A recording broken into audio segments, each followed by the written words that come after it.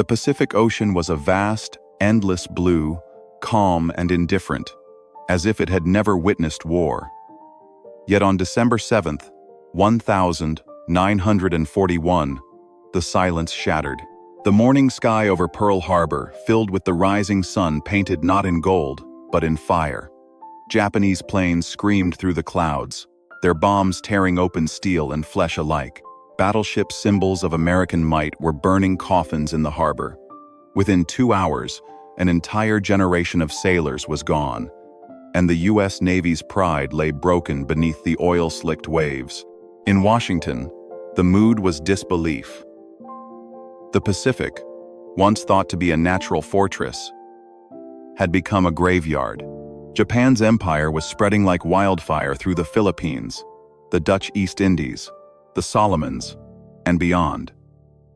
Each island seized gave them more airfields, more reach, more dominance. America had no foothold, no forward bases, and worst of all, no plan. The Pacific was not an ocean anymore. It was an open wound. For the men in uniform, the question was simple but terrifying. How could they fight an enemy they could not even reach? From Pearl Harbor to Tokyo was almost 4,000 miles, a stretch of nothing but water. Too far for bombers, too dangerous for ships. The Pacific was a void. And in that void, the rising sun ruled. But amid the chaos and the smoke, there were 3 ships that had escaped destruction, not because of luck, but because of timing. The USS Enterprise, USS Lexington, and USS Saratoga had been out at sea during the attack. They were not battleships, they were aircraft carriers. Before that day, few had cared much about them. They were considered auxiliary ships, fragile and uncertain. Real power, everyone believed, came from the big guns of the battleships, but now those guns sat silent under the harbor's black water, and only the carriers remained. It was in that silence that a revelation began to form. What if the future of war was not fought by cannons, but by planes launched from the sea itself? What if the answer to Japan's island empire was to build floating islands of America's own, made not of coral and sand, but of steel? The idea sounded mad to some. Airfields that moved with the waves? Runways floating in the middle of the ocean? But desperate times forged desperate thinking. Somewhere between fear and genius, someone inside the Navy said the words that would change history forever. If we can't bring the planes to the islands, then we'll bring the islands to the planes. From that moment, the heart of the U.S. Navy began to change. The admirals who once worshipped the battleship were forced to look at the survivors, Enterprise, Lexington, Saratoga, and see the future staring back at them. The carriers became the only weapon capable of striking back. In the spring of 1942, that theory was tested. At the Battle of the Coral Sea, 2 fleets clashed without ever seeing each other. It was a strange new kind of war fought entirely in the air. Pilots launched from decks hundreds of miles apart, hunting each other through cloud and sky. The Lexington was lost, but for the first time, Japan's advance was stopped. A month later came Midway. There, the Enterprise, Hornet, and Yorktown faced the heart of Japan's carrier fleet, the same ships that had bombed Pearl Harbor. On June 4th, American dive bombers found their targets. In a span of 5 minutes, the Pacific's balance of power turned upside down. 4 Japanese carriers went up in flames, their decks covered in burning planes and twisted men. The empire that had roared across the ocean now stood stunned. Midway was more than a victory. It was a transformation. It proved that the aircraft carrier was not just a tool of war. It was the future of war. For the first time, the U.S. Navy understood that whoever controlled the skies over the sea controlled everything beneath it. The Pacific was still vast, and the cost to reclaim it would be unthinkable. But now, there was a weapon that could reach anywhere, strike any time, and bring air power to any wave on the map. America had found a way to build islands that could move, breathe, and fight back. In shipyards from Virginia to California, sparks flew day and night. New hulls were hammered together, faster, stronger, larger than anything built before. America was not just rebuilding its navy, it was reimagining it. And somewhere deep in those foundries of steel, beneath the roar of hammers and welders, the echo of a new kind of empire was being born. One made not of land, but of floating runways of steel. Factories thundered day and night. The war had turned the American mainland into a machine that never slept. Every dockyard along the coasts, from Norfolk to Puget Sound, burned with the light of welding torches. Sparks fell like orange rain. Steel plates rang with the sound of hammers. Thousands of workers, men, women, teenagers barely out of high school built ships not in years, but in months. They weren't building battleships anymore. They were building something new, something faster, deadlier, and infinitely more flexible. The blueprint carried a name that would echo across the Pacific. The Essex-class aircraft carrier. Each one was a floating city. Nearly 900 feet from bow to stern, big enough to hold 3 football fields. The flight deck was made of steel and reinforced timber, built to absorb the shock of planes slamming onto it at 120 miles per hour. Beneath the deck lay hangars, machine shops, fuel lines, sleeping quarters, radar rooms, ammunition lifts, and kitchens big enough to feed 3,000 men. These weren't ships, they were islands of war. In less than 2 years, America launched more than 20 of them, the largest and most advanced carriers the world had ever seen. While Japan struggled to replace even a handful of its losses from Midway, the U.S. Navy launched new Essex-class ships almost monthly. Each one rolled out with improved armor, faster elevators, better radar, and more guns. They carried squadrons of F-6, F-Hellcats, TBF Avengers, SB-2C Helldivers, the most advanced naval aircraft ever built. With wings that folded like birds, they could be stored below deck, lifted to the runway, armed, and sent into the sky within minutes. To coordinate these carriers, the Navy formed massive task forces, groups of floating runways moving in perfect formation across the Pacific. It was something the world had never seen before, a mobile empire, a fleet that brought its own airfields wherever it sailed. By mid-1943, American carriers began launching strikes deep into Japanese-held territory. Tarawa, Kwajalein, Truk Lagoon.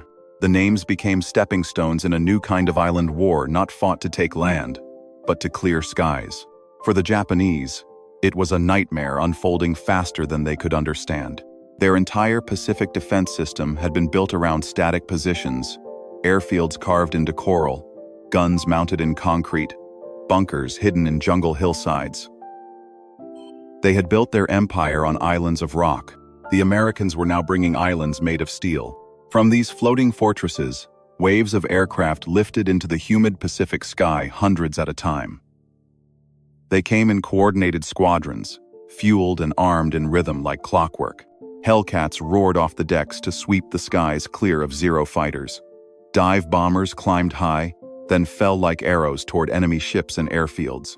Torpedo bombers skimmed the waves, low and steady, hunting anything that moved.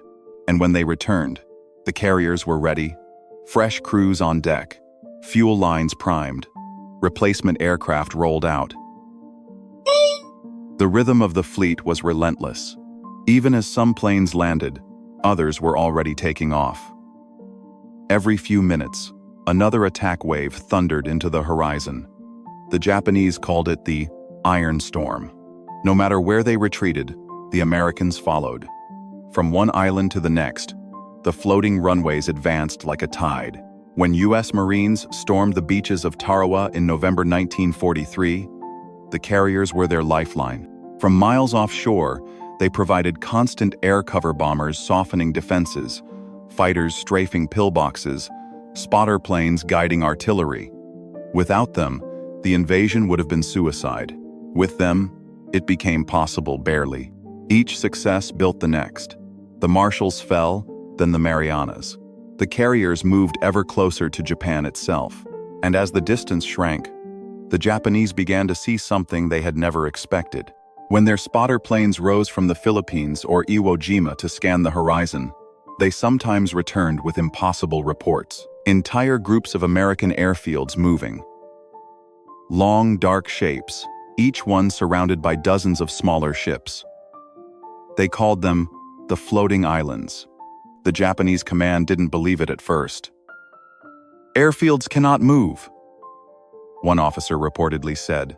But then came the evidence photographs showing massive decks bristling with planes, formations of ships stretching over the horizon, all moving east to west. The Empire's war planners realized, too late, that they were no longer fighting an enemy advancing from one island to another. They were fighting an enemy that had erased the need for islands entirely. In the summer of 1944, that revelation turned to horror. The U.S. carrier groups, now organized under the name Task Force 58, struck the Marianas. It was there that Japan launched its greatest counterattack, over 400 planes sent to destroy the American fleet in what they believed would be another Pearl Harbor. The Americans were ready. Radar screens lit up long before the first Japanese formations came into range. Hellcats launched in waves, climbing into the sun, waiting.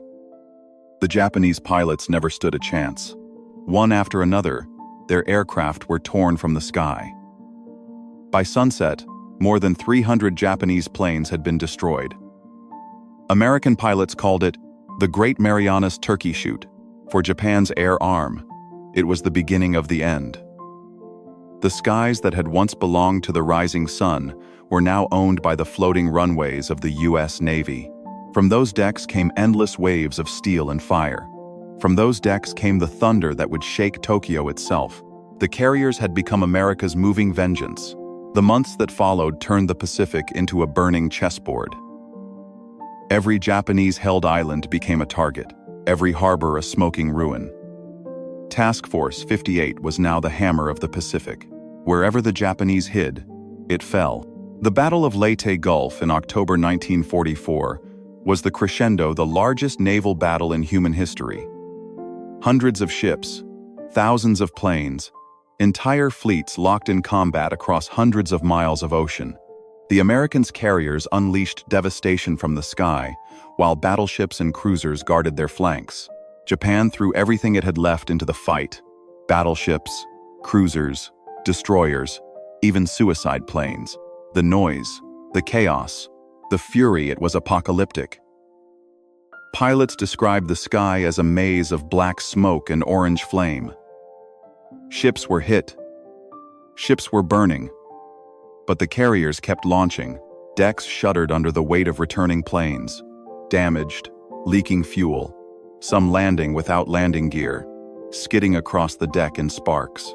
Crews raced to douse fires, clear wreckage, refuel, rearm.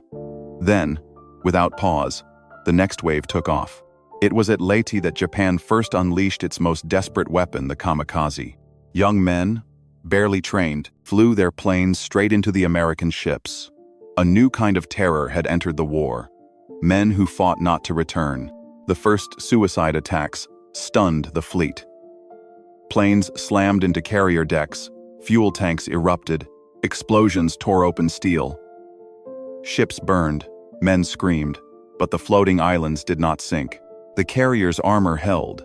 Their crews, engineers, medics, firefighters, sailors, worked in rhythm born from training and sheer will. Some ships, like the USS Franklin and USS Bunker Hill, were hit again and again. Fires raged across their decks, planes detonating where they stood. But somehow, they stayed afloat. In the words of one Japanese observer, "Their islands burn, yet they do not sink." It was a sight that broke the spirit of many who saw it. The Empire's air power had once ruled the Pacific. Now it was throwing itself against ships that refused to die. Each kamikaze that fell only hardened the resolve of the men aboard. Every flame they extinguished became a symbol. Every plane they launched afterward was vengeance taking flight. By early 1945, The US carriers had advanced so far that Japan itself was within range. Their bombers struck Tokyo, Yokohama, Nagoya, burning cities that had once seemed untouchable. For the first time in the war, Japanese civilians looked up and saw American planes flying overhead, launched from ships hundreds of miles offshore. The floating islands had come to their doorstep. The empire that had conquered the Pacific was now cornered in its own home waters. The Pacific, once Japan's shield, had become America's highway, and every mile of it was paved with steel. By 1945, the Pacific was an inferno. Japan's empire had been shattered, its fleets broken, its skies filled with American planes that seemed to come from nowhere and everywhere. The last great battles were no longer about conquest. They were about survival. On the volcanic rock of Iwo Jima, 700 miles south of Tokyo, US Marines fought inch by inch against a Japanese garrison that refused to surrender. The island was tiny, barely 8 square miles, but it was the key to everything. If captured, it would serve as a forward air base, a rescue point for damaged bombers, and the final stepping stone to Japan itself. The battle began in February 1945. From far offshore, a line of carriers stretched to the horizon: Essex-class, Yorktown-class, and the smaller escort carriers that had joined them. From their decks, wave after wave of Hellcats, Corsairs, and Avengers screamed toward Iwo Jima. Bombs fell in endless streams, turning the island into a moving mountain of smoke. The Japanese had dug deep tunnels, bunkers, hidden artillery, but the Americans never stopped coming. When Marines landed under heavy fire, carrier pilots became their constant guardian angels. They strafed pillboxes, guided artillery, and dropped napalm within 100 yards of friendly troops. Every flight launched, every mission flown, came from those floating runways of steel. And when the Marines finally raised the flag atop Mount Suribachi, it wasn't just a victory, it was a message. The floating islands had brought the war to Japan's doorstep, but the empire was not done yet. If Iwo Jima was hell, Okinawa was something worse. April 1945. The largest amphibious assault of the Pacific War began 500,000 men, over 1,500 ships. And at the center of it all, the US carrier fleet. By now, Japan's navy was gone. Its air force was dying, but its pilots had one last weapon, the kamikaze. They came in waves, hundreds of planes diving straight into the heart of the fleet. Day after day, the sky was filled with black smoke, falling debris, and the sound of screaming engines. The Americans called it the rain of fire. Kamikazes targeted the carriers first. They were the heart of the fleet, the moving airfields that powered the entire invasion. Ships like the USS Bunker Hill, USS Enterprise, and USS Franklin endured unimaginable punishment. On the 11th of May 1945, 2 kamikaze planes struck the Bunker Hill within 30 seconds. The ship was engulfed in fire. Ammunition cooked off like fireworks. Bombs detonated below deck. 393 men were killed, hundreds wounded. Yet somehow, the ship stayed afloat. Burning, broken, but alive. Nearby, other carriers launched planes without pause, their decks blackened and scarred. Smoke poured from the horizon, yet the fleet advanced. The Japanese commanders could hardly believe what they were seeing. These islands of iron refused to sink. The kamikaze campaign claimed thousands of lives, but strategically, it changed nothing. The carriers were too many, too well built, too resilient. Japan had built its empire on the illusion of invincibility. The Americans had built theirs on steel and willpower. By June 1945, Okinawa was in American hands. From there, Japan itself was within range of carrier-launched bombers. And then came the firebombing of Tokyo. Carriers didn't launch those raids. Long-range B-29 bombers did. But those bombers flew over Japan, thanks to the path cleared by the floating runways. Every island seized, every airfield built, every foothold secured was the result of the carrier's advance. The empire that had once shocked the world at Pearl Harbor was now cornered. Its cities burning, its fleet gone. And in the Pacific, the carriers waited. In August 1945, the war that had started with Japan's aircraft carriers ended with America's. When the atomic bombs fell on Hiroshima and Nagasaki, the carriers stood offshore, silent and ready. If Japan refused to surrender, they would launch the invasion of the home islands, an assault so massive it would have dwarfed Normandy. But the bombs ended that nightmare before it began. On the 2nd of September 1945, aboard the USS Missouri, Japan formally surrendered. The war was over. Across the Pacific, the floating runways battered, scorched, scarred, began to head home. Some were scrapped. Others remained in service, rebuilt and modernized. But none would ever be forgotten, because by war's end, the aircraft carrier had done more than win the Pacific. It had rewritten the future of naval warfare. The world's admirals had once believed that big guns ruled the seas, that battleships decided history. The Pacific War proved them wrong. At Midway, Coral Sea, Leyte Gulf, it wasn't battleships that changed the tide, but aircraft launched from hundreds of miles away. It wasn't armor that mattered, but reach, speed, and coordination. The carrier had made the ocean itself an airfield, and whoever controlled it, controlled the world. After 1945, every major navy rewrote its playbook. The Soviets, the British, the French, all studied the US Navy's floating islands, but none could match the scale or precision with which America had built them. And the United States didn't stop. The post-war years saw the birth of supercarrier ships even larger than the Essex class, capable of launching jet aircraft, carrying nuclear weapons, and staying at sea for months. They became symbols not just of power, but of presence. Wherever they sailed, nations paid attention. The USS Midway, the Forrestal, the Enterprise. Each one was a new kind of fortress, powered by nuclear reactors instead of fuel oil. They could travel 1,000,000 miles without refueling, carry entire air wings of jets, and project power to any corner of the planet. The lessons of the Pacific had become the foundation of the modern American Navy. A navy not built around defending borders, but around defending influence. Where once Japan's empire had stretched across islands, America's now floated. And that's the irony.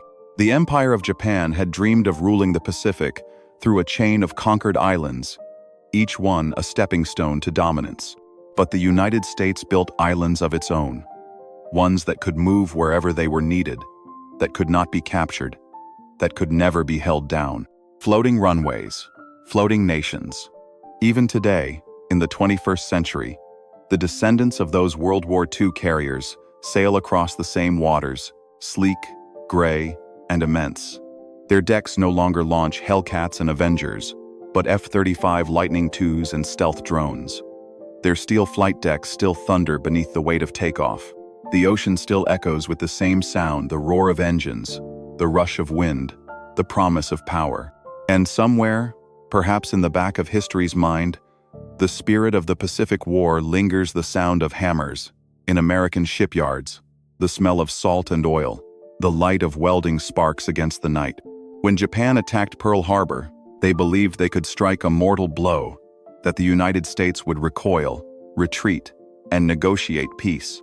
Instead, America answered by building floating airfields so vast, so relentless, that they erased the concept of distance itself. The war that began with Japan's aircraft carriers ended with America's not as a story of vengeance, but of transformation. Because from the decks of those carriers, a new kind of world was born.